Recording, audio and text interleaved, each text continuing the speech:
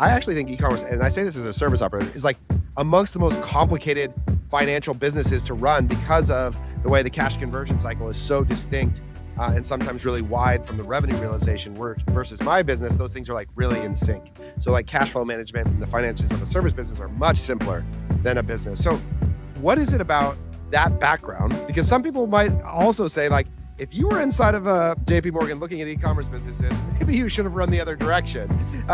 But what about it, I think, seeing in that world drew you to this business model? And how do you think the financial background has helped you? All right, welcome back, everybody, to another episode of the E-commerce Playbook podcast. I'm excited today to be joined by my new friend who we've just met in person. We just came off of a chance to actually physically see one another in the meat space, in the real world. I'm joined today by Daniel Shim, the founder and CEO at Ondo. Daniel, what's up, man? Hey, Taylor. Good to be here. Thanks for inviting me. This is my first podcast, which I told you earlier. So I hope you're no hard questions. No, yeah, I love it. The podcast debut. Well, it's just like a talking into the Zoom box, which we all do plenty of. So shouldn't be too different, man. But why don't you give everybody a little bit about who you are? And then I want to start with your unique background because you share it with some friends of mine that I think is like a secret, not normal path to DTC, but I think it's one that I think makes us a kindred spirit. So tell us a little bit about Ondo, who you are, and how you got into this business. Yeah, absolutely. So I'm, as you know, I'm Daniel. I'm the founder CEO of Ondo.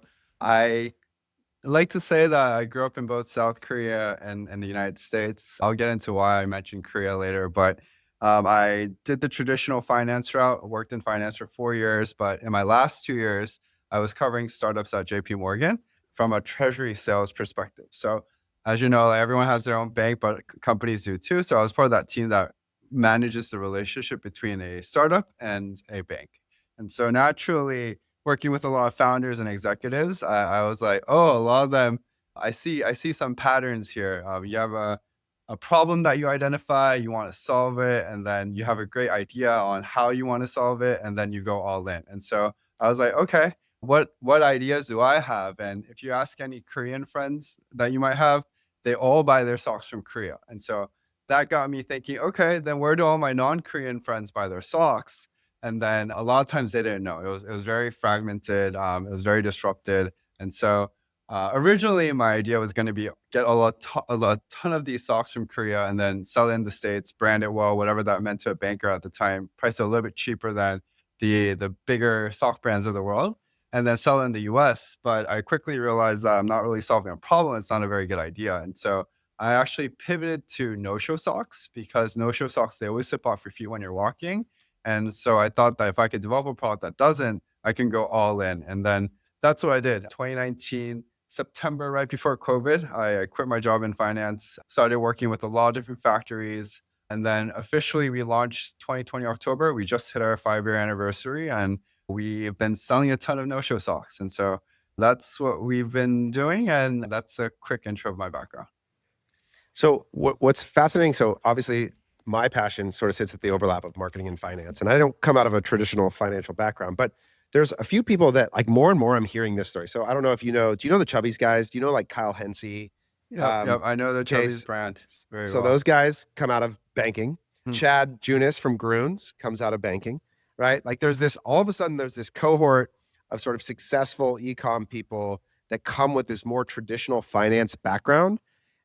And I find it really interesting because there's such a gap for a lot of people that just come up as product founders or marketing founders in their financial knowledge. And it makes e-commerce hard because I actually think e-commerce, and I say this as a service operator, is like amongst the most complicated financial businesses to run because of the way the cash conversion cycle is so distinct and sometimes really wide from the revenue realization versus my business. Those things are like really in sync. So like cash flow management and the finances of a service business are much simpler than a business. So what is it about that background? Because some people might also say, like, if you were inside of a JP Morgan looking at e-commerce businesses, maybe you should have run the other direction.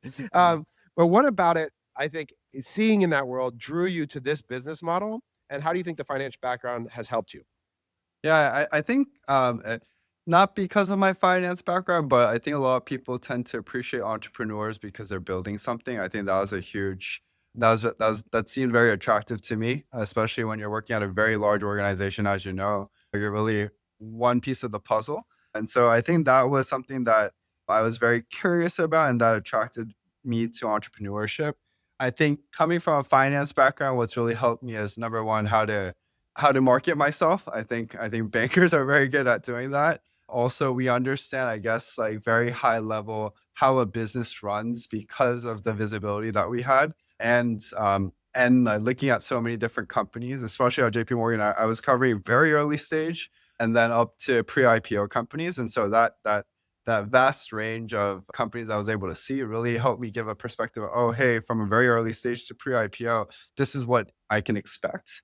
But I think to your point earlier, if I knew that operations was this hard, product development is harder, and also managing supply chain is the hardest, I probably would have stayed at JP Morgan a little bit longer.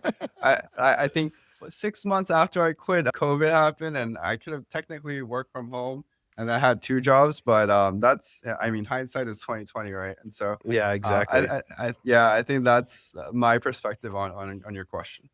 Yeah, I think it's funny. There's something about the glutton for punishment that we all are in this space because it is so hard. There's so many pieces of it that are so complex. And I'd say even for you, I look and go, man, you might have chosen the hardest game of all. Because I think a lot of people on the outside looking in would go, socks is as potentially commoditized and competitive a landscape as you could possibly imagine, where it feels like it's sort of a race to zero. How do you think about winning and differentiating yourself in a space like that, where in reality, like, what is the barrier to entry to socks? Probably not too much. There's already some well-established players in the space. Why did you think, and why do you still believe that there's opportunity in categories like socks for somebody wanting to start a business? Yeah, that's a great question, and like that's a question that I've been getting since the idea stage, and that I still get every day. Right, stocks are so competitive, but I mean, because it's such an old industry, and no-show stocks were still slipping off your feet even before I started Ondo. I thought that was, I guess, Mm, I guess like I knew it was going to be very competitive, but I thought that there was still no product that can solve this problem. And so if I have something that's very high quality, not just from a functionality perspective, but also from a fabric perspective, and then also making sure that supply chain is best in class, I knew that I can, with my background, scale a brand faster or in a more structured way than other brand founders is how I viewed the sock industry. Um, there's not that many. I mean, I'm sure there's sellers on Amazon or other brands that can try to replicate our product, but we haven't seen a brand or seller that does everything well like we do. And so from a product standpoint, and so that's where I knew that, hey, if I'm all in on this, if we have a genuine story and we're very passionate about our product and about our next product categories, I thought that we'd be able to compete in this very competitive market.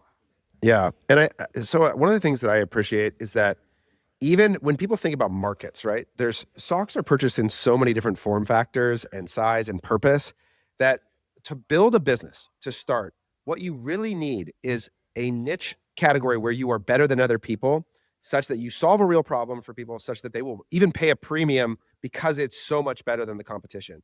And so it's easy to look at a category like socks and go like, oh, socks, commodity. But when you break it down and you go, no, no, no, no one had really solved this problem well. Like, and so we were able to do it, command a premium, and drive demand such that people were satisfied with a better experience in this category. And what that builds for you now is a platform to explore all sorts of additional ideas from there. Because I think the business doesn't have to be one thing forever, but there does need to be something meaningful in the beginning. And I think the thing that you've done really well too, and I'd be curious about where this came from. It's clear to me like you have a taste, a sense of aesthetic, a sense of brand visual that is also very important to Ondo. Like if you go look at it, it could very easily be construed initially as like high fashion, like the quality of the photography. Like in a category where it's problem solution, it feels like it would have been easy to sort of end up looking like a DR lander with all the like sort of features and benefits, like your sort of traditional view. But for you, aesthetic still matters too. Talk a little bit about like your sense of taste and brand and how that plays into the long-term platform for Ondo. Yeah, I think it's very similar to my answer would be very similar to your previous question. Because I knew socks would be so competitive, I didn't want to sacrifice anything, even when it comes to branding and visuals. And so, yeah, from day one, I've been very specific about our photography. And taking a step back, like even today, we still make enhancements to the same products that we've been selling from day one. And so I still think, I mean, we'll continue to innovate within the product space, but even with our existing products, we know that other sellers or other brands might try to replicate what we do. So to fight that, we're continuously making upgrades to it. And so yeah, like our branding and visuals, I like to say that we wanted to go with that European look and feel, but our product is very Korean or very Asian. Even the name Ondo means temperature in Korean and Japanese. And so I think we're trying to hit all continents, but at the same time do a very good job of it when it and really have a very sharp story is I think what we're trying to do. So I want to talk a little bit about the journey because launching in the middle of COVID is obviously a wild journey because it was a very different environment than the one we're in today, right? And I think it was for many brands, the risk would have been to build up an inflated underlying operating system that expected the demand to look the same like it was in COVID and going forward. So, can you talk a little bit about how the demand journey has been starting in COVID, what you guys have gone through, and how you think about how the business operates today versus in that environment? How different is it for you guys? I know this is something a lot of businesses have gone through. Is that journey up and then sort of a reset to a reimagining, a new growth engine? What does it mean to pursue sort of different levels of profitability? What has that journey been like for you guys? Yeah, absolutely. And so I think thankfully we were able to find product market fit pretty quickly. I think in month 2 we were already doing 100K in revenue, and I think that speaks for itself. But and then in the beginning we saw hyper growth. I think what really threw us off is iOS 14. I think that iOS update will stay with me till I die. That update really hurt us from a attribution and tracking perspective, and that's when we weren't sure if we were truly growing or not. And so that was, I think, our first challenge to overcome from a digital marketing standpoint. But I think working with the right people, having a great team, we were able to overcome that through different middleware and tracking software. And then I think compared to the COVID era to now, like we're still selling 99.99% on our website. We recently just launched on Amazon with just certain SKUs. Everyone tells me, "Hey, Daniel, when are you going to have your first retail store? Are you going to do any B2B, do any wholesale?" I think in this climate, yeah, we'll definitely consider that, but I still see us as a very early stage brand. And my end goal is not to do just no-show socks. We've been launching head products, like headbands and baseball caps. And as we expand our product categories, eventually I think I want to have those B2B relationships, even have our physical store. But I still think there's a lot of opportunities in the digital space for us, especially only selling in the US, but also with everyone talking about AI and AI search, I think that's also a very untapped market to also experiment and scale on. Awesome. So talk a little bit about sort of how you think about capitalization for growth. So obviously, part of our work together is about building. We work within our profit system to sort of really identify and get clear about growth expectations, ensuring discipline on the acquisition side. How are you guys currently capitalized? How do you think about how that has to change in this environment versus others? What is your sort of plan for how you think about the next stage of growth? How you guys think about how your current capitalization informs growth and how you think about your growth rate relative to how efficient you need to be versus how much top line volume you should pursue? What's the current growth plan for Ondo? Yeah, in the early days, I was always telling my team we need hyper growth. Like we need to become number one very, very fast within our category. But I've come to learn that there's just so many different parts of the business that need to grow together. And that's always the hardest part. I think, yeah, spending a ton on marketing is very easy. You will see top line growth, but are you doing that in a profitable way? That's a different story, right? And so I think for every brand, every like 3 to 5 years, you need to have that plateau year, and that's the year when you need to reinvest, make upgrades to operations, your supply chain partners, and also your internal team. And so when it comes to a growth standpoint, I think I haven't been telling my team that we want to do double digit percentage growth in this environment, especially when interest rates are very high, capital is very expensive. However, with the additional profit that we make, we do want to reinvest it hopefully within the next year or two. so that we see that big jump in growth again. I think what we're proud of is we're doing the bare minimum. And what I mean by that is only selling on our website, just recently launching on Amazon with only 1 or 2 products, only marketing the product in the US. There's so many opportunities that we could do geographically or through a channel standpoint. And so if we need to have those growth, we can. But right now, I think we just want to make sure that we're ready to have that next jump, especially in this expensive capital environment. Yeah, I think that's so smart. A lot of times I see people trying to use channel expansion as a way to solve the underlying growth of the core channel. And it's always like, whoa, whoa, hold on. If this isn't healthy, stacking more on top of it generally isn't a solution. So as you think about the next area of growth for Ondo, do you think it comes from channel expansion as you described, like wholesale, retail, Amazon? Do you think it's product expansion? Do you think it's core growth on .com for socks? Like where do you see it as you look forward on the brand in terms of how much growth is coming out of each of those areas? Yeah, absolutely. I think I mean our number speaks for itself. We have a very good sock product suite, and so we're very confident that as we launch more different sock products, like we have a really exciting product coming out early next year within the yoga Pilates space. I think naturally we will be able to see top line growth from just existing products and also new products that are coming out.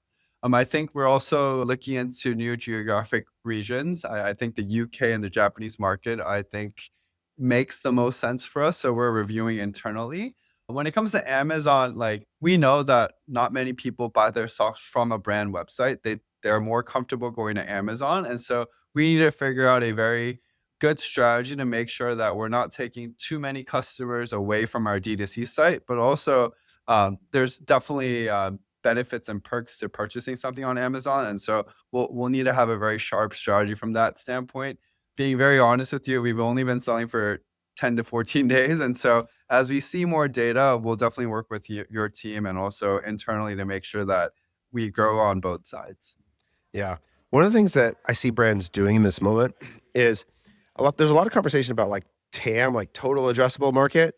I like to think of it more of like the profitably addressable market, which is to say that for every product category, how much volume can you produce while holding the constraint on profitable acquisition? That defines some growth expectation for a category.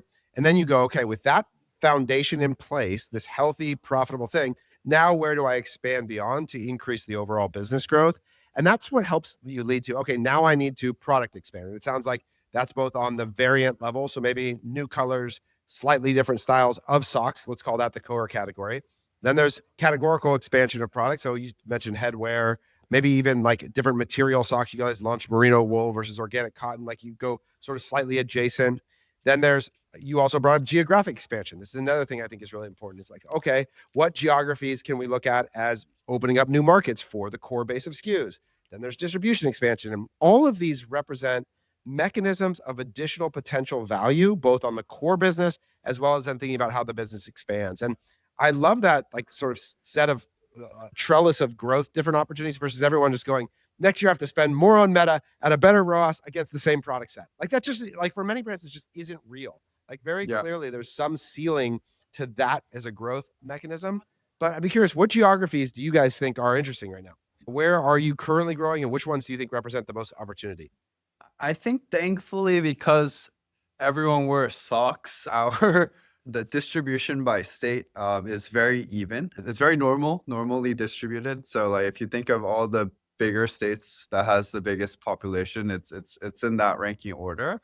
Um, Unfortunately, when it comes to no-show socks, people don't wear it in the winter, and so like we have not tried to market the product in Canada yet. We will ship it to Canada, but I think when we scale our crew sock, which we just launched, like the longer socks, I think Canada is a region that we do want to start marketing more into. And then, yeah, like when it comes to like our other products that are not no-show socks, I think all 50 states plus Canada is an immediate market to test and then see how we can scale. We're very interested in see what the data will show compared to our no-show sock data. But yeah, I would say North America is still ton of potential, a lot of opportunities. And then as we naturally expand it to new countries or new continents, I think it'll be from day one again, and we'll see what data we collect. Have you considered Australia at all? Like because what you just described, sort of the inverse seasonality, feels Yeah. like it could be a way to help smooth out some of that hyper seasonal distinction. Have you guys played around with that at all?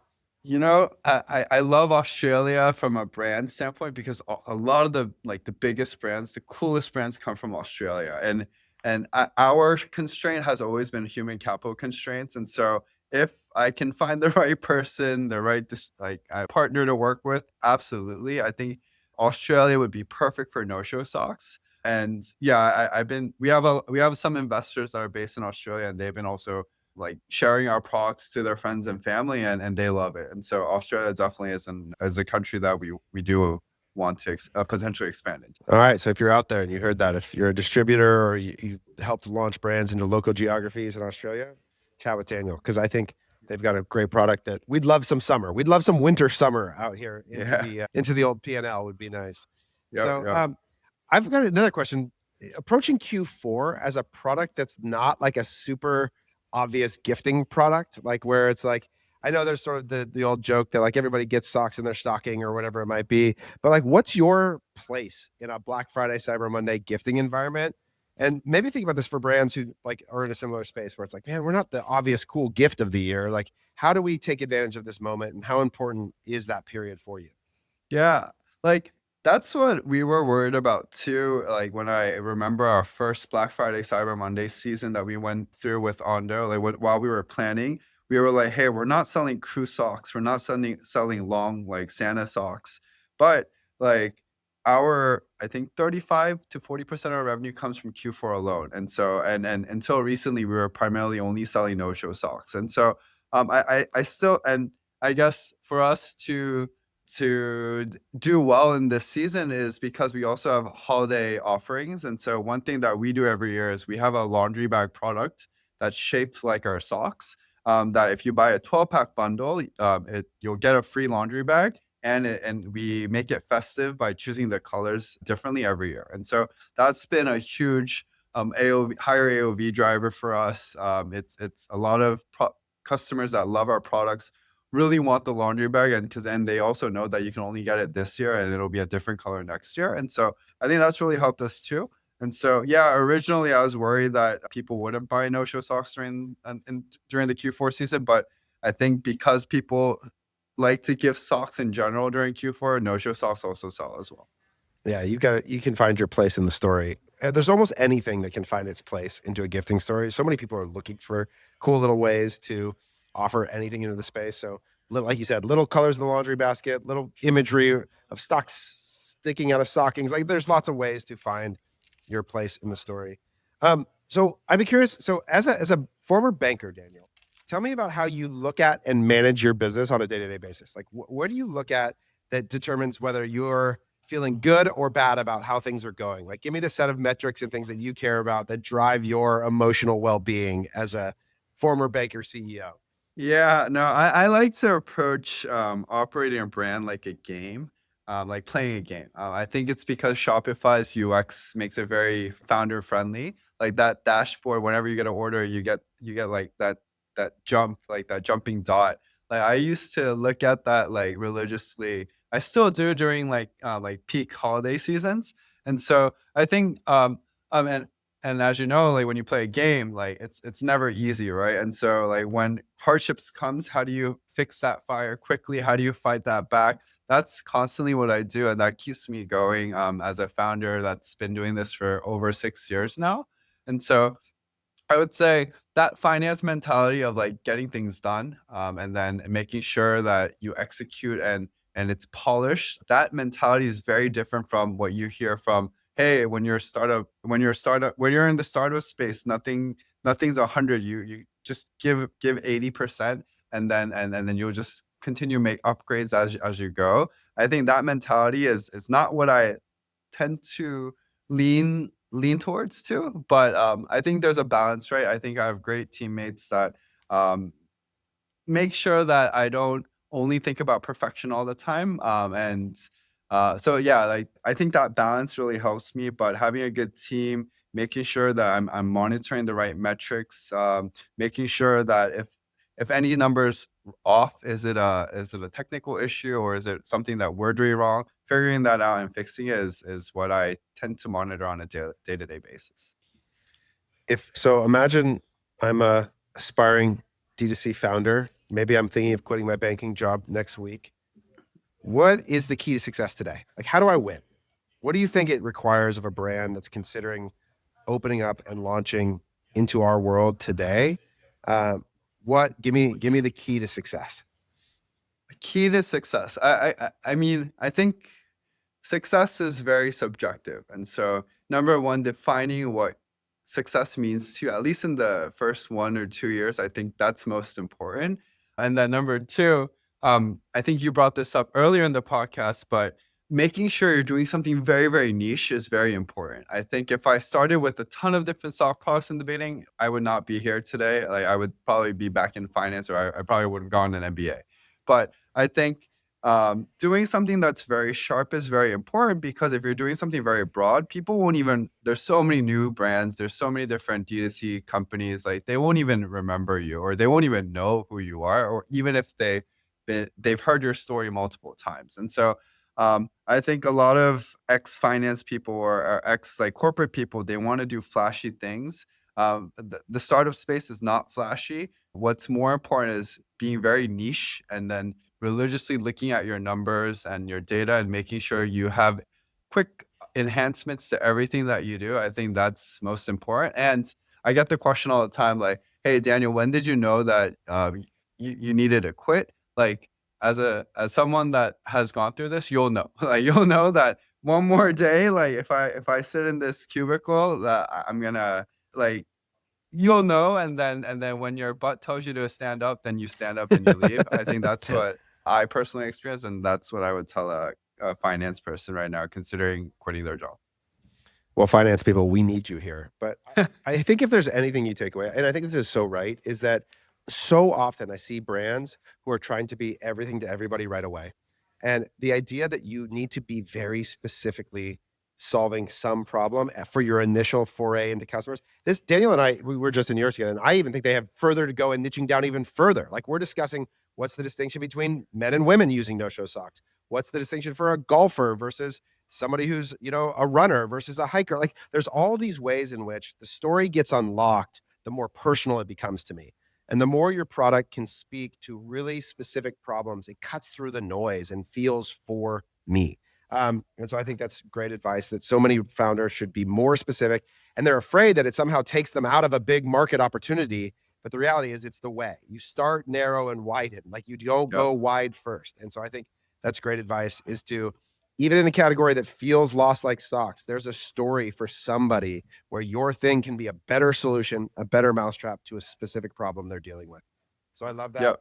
Yeah, Go ahead. You leggings, want to like join that in? yeah, Yeah. Lululemon started with just leggings, everyone. Like Nike started with just shoes. Like you don't have to do athleisure and do everything from day one. It's going to be so much harder to manage all those relationships and also market all those products unless you have the existing customer base, or you have Yeah. those fans, I would say. And so Yeah. like starting niche is definitely the way to go. We, like when we started Kalo, it was married and engaged firefighters. That was like our Mm. first community, right? Like, and you want to talk about, there was a blog called Firefighter Wives that was like, we're talking about a blog that was read by 2,000 people a month, right? That was a small community, but it was the exact right customer to start, right? And that opened up married and engaged police officers, married and engaged people, EMTs, right? Like there's a very natural progression that you can follow from a niche understanding where people are just adjacent to the problem, and you can grow out from there. And so I think so often the solution to any stalled problem is usually that you've become a little too generic, that nobody's really identifying with it. And the path back forward is to get more narrow, get more specific. And with the way ad creative works right now, and you can divide this up so easily, you can create these really unique experiences through it. And so it's a lot of what Daniel and I are talking about from the creative front as their brand expands into men and women at different points in time, and how we can do it. So here's what I would say to y'all. Go check out Ondo. One, beautiful photography, freaking awesome, beautiful brand, amazing product, and try it out. Daniel, any last words that you'd leave everybody with before we head out today? We have the best no-show socks on the market, hands down, and work with CTC. Like we wouldn't be here. We wouldn't be where we are this year without CTC. And I always go to your team, Taylor, like for advice on like even hiring and building culture. And so Yeah. I think that's something that I really appreciate. And I look forward to continue working with you guys. Thanks, man. Yeah, you have an appreciation. You clearly like, you're one of the people that I like to notice that you have a desire to learn, and so you want to put yourself around people where you can learn anything from them, and that's really cool. I love that trait about you. It's something I want to continue to embody myself, is that like, it's not just about the vendor relationship that we have. It's like, what do we have to offer each other beyond that? And so I appreciate that, man. Proud to get the chance to work with you guys, and can't wait to see what you keep doing. Likewise. Thanks, Taylor. Appreciate what you just said too. All right, take care, y'all. Thank you.